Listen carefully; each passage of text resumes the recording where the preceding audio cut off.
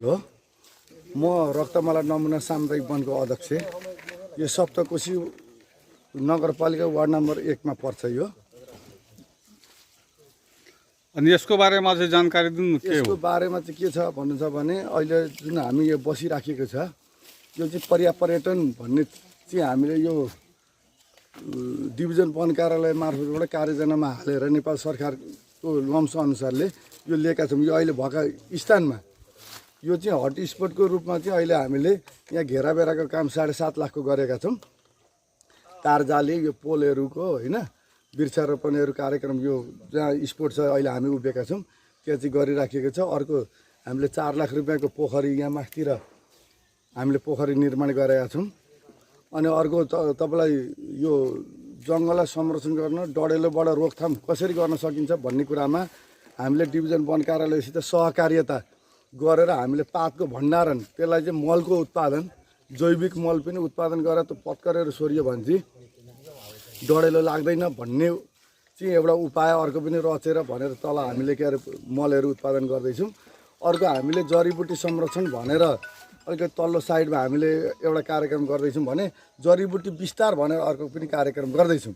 र सामुदायिक कार्ययोजना कार्यान्वयन भनेर अर्को साझेदारीमा 5 लाख डिभिजनको 5 लाख रुपियाँ समूहको लगानीमा हामीले संरक्षण क्षेत्र पनि त्यसको घेराबेराहरू कामहरू सबै सञ्चालन भइरहेको छ। डिभिजन वन कार्यालयसित यसरी सहकार्यता गरेर हामीले गरिरहेका छौँ यहाँ।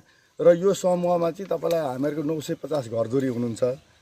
374.5 हेक्टर जमिन हामी माझमा डिभिजन वन कार्यालयसँग हामीले संरक्षण गर्ने भनेर लिएको हो। र यसको स्थापना चाहिँ 2052 सालदेखि भएको छ। अहिलेसम्म निरन्तरता हामी सहकार्यका साथमा हामी लागिरहेका छौँ। यति काम भइसक्दा हजुर यसको बेनिफिट चाहिँ स्थानीयलाई के हुनेछ? होइन बेनिफिट त तपाईँलाई अब अहिले तत्कालमा अब सामुदायिक वन लागेपछि त आफूले संरक्षण गरेर सदुपयोग गर्न पाएको छ सबैभन्दा ठुलो कुरो होइन। त्यो नि सबैभन्दा उपलब्धि हो। किनभने चोरी चकारी गर्ने संरक्षण गरेपछि त कति संरक्षण गरेको छ आफूले उपभोग गर्ने हो नि त होइन। नियम अनुसारले त्यो उपयोग गर्न त पाइराखेको छ। त्यो सबैभन्दा उपलब्धि हो। हेर्नु पहिले चोरी चकारी हुन्थ्यो भने अहिले चाहिँ चोरी चकारी भएको छैन। आफ्नो लम्समा बसेर चाहिँ हामीले उपभोग गर्न पाएको छ त त्यो त सबैभन्दा सामुदायिक वनको चाहिँ उत्कृष्ट कार्य हो। अब यसैमा जङ्गलसित आधारित भएर पशुपालनहरू पनि भएको छ। यसैबाट मान्छेले गरिरहेका छन्। र जङ्गललाई संरक्षण गर्नुपर्छ भने विभिन्न यी कामहरूबाट चाहिँ रोजगारका स्वरूपहरू दिएर यी बेरोजगारमा बसेका दाउराहरू काटेर खाने मान्छे गिटी कुटेर खाने मान्छेलाई पनि हामीले चाहिँ यी विभिन्न कार्यक्रमहरू गरेर त्यसमा चाहिँ आबद्ध गरेर के भन्दै हुन्थ्यो? हजुर जैविक मल बनाउने जुन कुरा गर्नुभयो त्यो बनाइराख्नु भएको छ?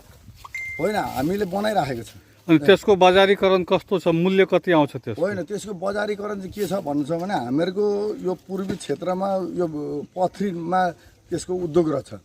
त्यहाँ पनि हामीले अवलोकन गऱ्यौँ होइन। त्यहाँ अवलोकन गर्दाखेरि पात पतिङ्गरहरू कुहाएर त्यसलाई 6 महिना लाग्ने रहेछ। 3 महिना चाहिँ पहिलो चरणमा हाल्ने, त्यसमा पहिले सुकेको पात हाल्ने, त्यस पछाडि 4 इन्ची जति हालिसके पछाडि फेरि हरियो पात पतिङ्गर हाल्ने, त्यसमाथि कृषि चुना हाल्ने, त्यस पछाडि कम्पोस्ट मल हाल्ने, त्यस पछाडि तपाईँलाई फेरि सुकेको पात हाल्दै हाल्दै त्यो क्रमिक रूपमा कति लेयरसम्म राख्न सकिन्छ भने त्यो लेयर राखेर चाहिँ त्यसलाई छोपेर चाहिँ 3 महिनासम्म राखेर फेरि त्यसलाई पल्टाउने काम गर्नुपर्दो रहेछ। त्यो चाहिँ निकाल्ने 6 महिना लाग्दो रहेछ। त्यो चाहिँ त्यहाँ हामीले बुझ्दाखेरि चाहिँ अब व्यापारिक दृष्टिकोणले त 20 रुपियाँ किलो बिक्री हुँदो रहेछ।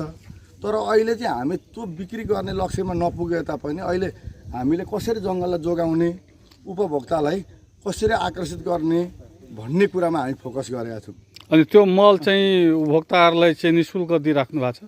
अब हामीहरूको अहिले सुरुवात छ। हामी बसेर पहिलो चरणमा उपभोक्तालाई आकर्षित गर्नको लागि चाहिँ हामीले निःशुल्ककै रूपमा गरेर चाहिँ अनि त्यो पात पसिङ्गरबाट त्यो निकालिएको मल कति प्रभावकारी हुँदो रहेछ? त्यसको केही स्पेसिफिकेसनहरू केही? त्यो प्रभावकारी अहिले हामीले उहाँबाट ल्याएर परीक्षण गरिराखेका छौँ होइन। विभिन्न तरकारी खेतीहरूमा फुलहरूमा लगाउने काम अब ठुलो एमाउन्टमा त हामीले कृषिमा अब धान बाली मकै बारीमा त गर्न सकेका छैनौँ। तर अलिकति तरकारीहरूमा गर्दाखेरि राम्रो उपलब्धि भएको छ। तपाईँले आफै यो चाहिँ हामीहरूको प्राङ्गणिक तथा जैविक मल भन्छ, कम्पोस्ट मल होइन। यो चाहिँ हामीहरूको सुकेका पात पत्तिङहरूको चाहिँ हामीले कलेक्सन गरेर डिभिजन वन कार्यालयसित चाहिँ सहकार्य गरेर यो हामीले समूहले यो कामहरू गरिराखेको छ होइन। यो चाहिँ अब हामीहरूको यो सुकेको हरियो गर्दै गर्दै अब यो प्याकिङको बेला प्याकिङ भयो। अब यसमा चाहिँ यो प्लास्टिक उडाउँछ भने यो हामीले थाकलले हामीले यो छोपिराखेका छौँ, किनभने प्लास्टिक नउडाओस् भनेर।